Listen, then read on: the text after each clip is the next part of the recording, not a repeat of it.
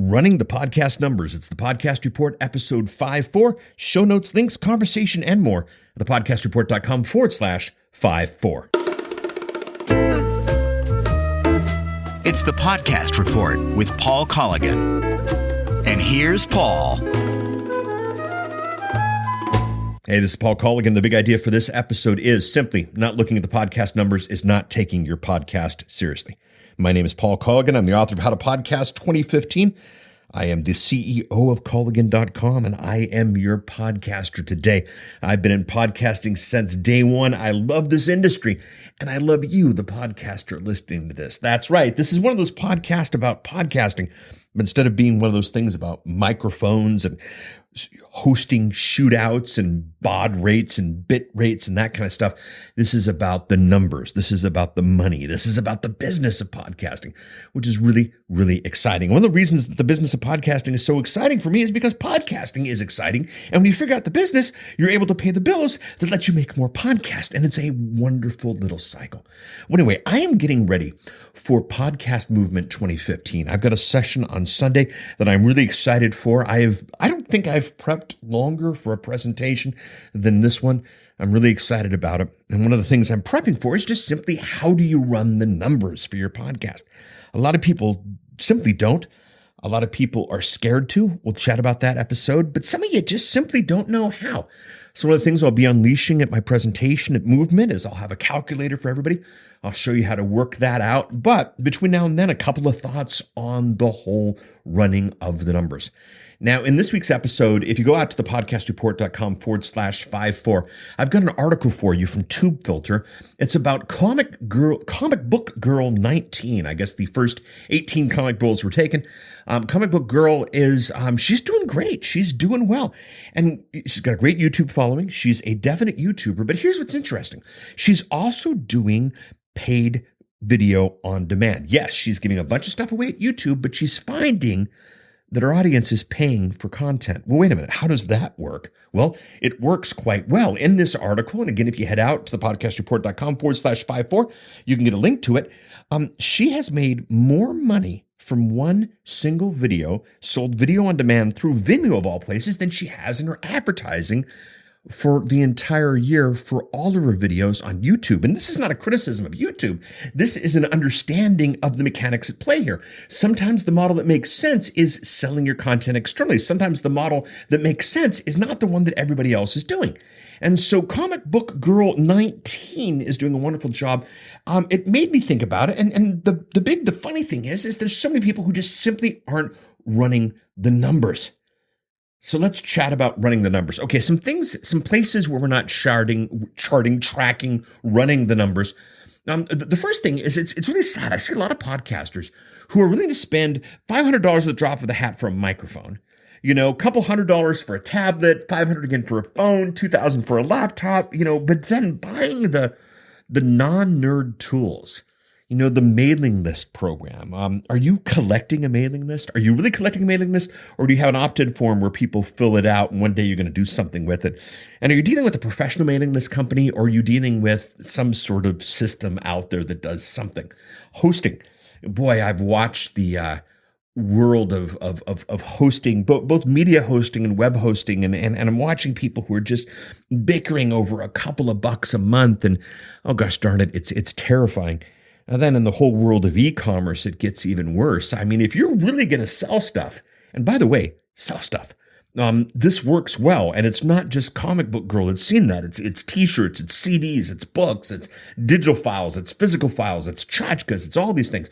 But man, if you're going to sell stuff, don't just put up some free plugin somewhere. Think about an e-commerce engine that makes it possible to do affiliate programs, and not just you selling stuff, but your army, your listeners, your audience selling stuff, and then heck, tracking, find out what works, what doesn't work. Wouldn't it be sad to know that you spent $100 on marketing and about half of it worked, but you don't know which half?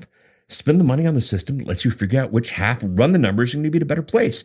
Don't feel weird. Don't feel bad buying non-nerd tools for your podcast. Mailing lists, hosting, and e-commerce are three big places to do that.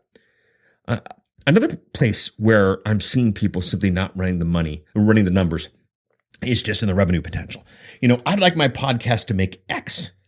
Well, what's your model for podcast making X? Well, I'm going to sell ads. Well, ads, there's just a flat line to where the ads do, which require a lot of downloads. Yeah, well, I don't have those downloads right now. Well, it's just simply not going to work. It's just math. Your revenue potential is really simply the downloads that you're getting times the model that you're working with. And, if the model doesn't match the downloads, you're not going to see the revenue potential. So be honest with yourself, run the numbers correctly, and go from there. Another place where the numbers aren't being tracked, run, whatever the word is you want to use, is just growth potential. One day I'm going to have this many downloads. Well, you've been doing this for how long? And what has your growth been?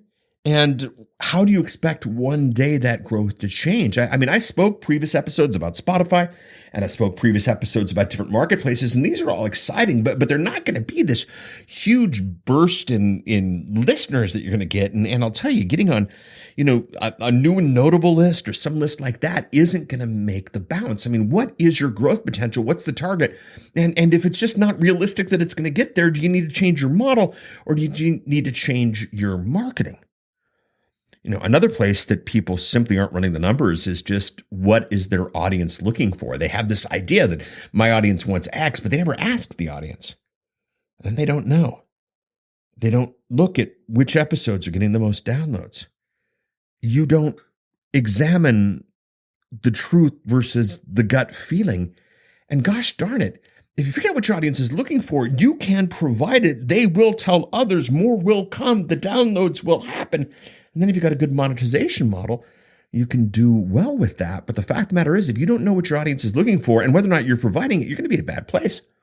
And then the last thing that happens, and this one's just really sad, is I'm seeing a lot who are simply running podcasts of a certain model. They're seeing great success in a certain model, and so they're trying to emulate, replicate, they're trying to do that model themselves, even though they have no passion for it.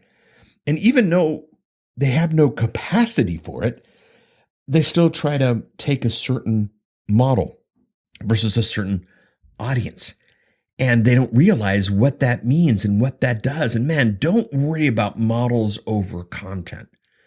You got to think of a long-term play. If you're running the numbers, run the numbers of a long-term play. I've got a link in the show notes, thepodcastreport.com, episode 54, to a link from the Content Marketing Institute. And it's great because it's an article in no way about podcasting. It just happens to mention this podcast, actually, and the idea that in content marketing, you're looking for subscribers. You're looking for the long-term relationship, not the one-off, which is what I've chatted about in this show before, but something that not all of you are thinking about. And I want you to think about this. What is the long-term play? Do I want somebody listening to episode 54, or do I want somebody listening to the back catalog, or do I want somebody listening to just enough so that they get on the mailing list? Or do I want somebody listening in such a way that they'll buy the product? What is it that I want? What is my long-term play? And we go from there. So that link from the Content Marketing Institute's fun. Take a look at that. Another thing is simply not looking at where audiences come from. I know as computer enthusiasts, we want the little guy to win. We like the fact that Android is so much cheaper, but when you look at the numbers, they're coming from Apple. They're coming from iTunes, and not making your product and your service ready for that. If 8 out of 10 are coming from X needs to get 80% of your attention. Think about that. Do that. Where the audiences come from is a number that a lot of people simply aren't running, simply aren't examining, simply aren't playing with. And it's funny. I've said this before, but I'll say this on this episode. What's interesting is I've spoken to Stitcher in the past, and Stitcher's a really exciting model, and I've chatted to TuneIn, and some of the TuneIn penetration's interesting. But little Spreaker, who I've also chatted about on past episodes, I'm seeing more listens at Spreaker than I'm seeing at Stitcher and at TuneIn combined. What does that mean? Well, that means Spreaker starts to get more attention, because if Spreaker's bringing me listeners, Spreaker gets my attention. If Apple's bringing me listeners, Apple gets my attention. If someone's not bringing me listeners, they don't get as much attention. And if you don't know where the listeners are coming from, and if you don't know what's working and what's not working, you're never going to be able to figure that out. The only thing worse than singing the wrong tune is singing it loudly and off key, and you don't want to do that. So, knowing where your audience comes from is incredibly important. And then, of course, there's just simply ignoring the numbers. I'm in this for passion. I'm in this for experience. I'm in this for whatever. The numbers will help with your passion. If your passion is to reach people, looking at the numbers will help you figure out how to reach the most amount of people with your message. If you're in this for passion, you're going to figure out what works and what resonates and all these things. Just because you're not selling, $40 CPM ad slots doesn't mean that you don't run the number. And ignoring the numbers is ignoring the numbers is quite simply just a bad idea. Now, that big idea I chatted about at the beginning, not looking at podcast numbers is simply not taking your podcast seriously. I spent some time pondering, and I'd love your thoughts on this. And if you want to reach out to me on social on this one, this would be interesting. But there's really 5 reasons why you won't be looking at the podcast numbers. And, well, let's hit them. Number 1, you're scared. The numbers can tell the truth. And sometimes we don't want the truth. And sometimes we don't look at the numbers because the numbers tell the truth. I can understand that. But maybe those numbers tell you it's time to rejigger. It's time to redo your podcast. I think we know Fogarty, who started with the science podcast and ended up with Grammar Girl because she looked at the numbers. The next reason that you might not be looking at the podcast numbers is you don't know what the numbers mean and how to deal with the numbers. And hopefully I dealt with that a little bit here.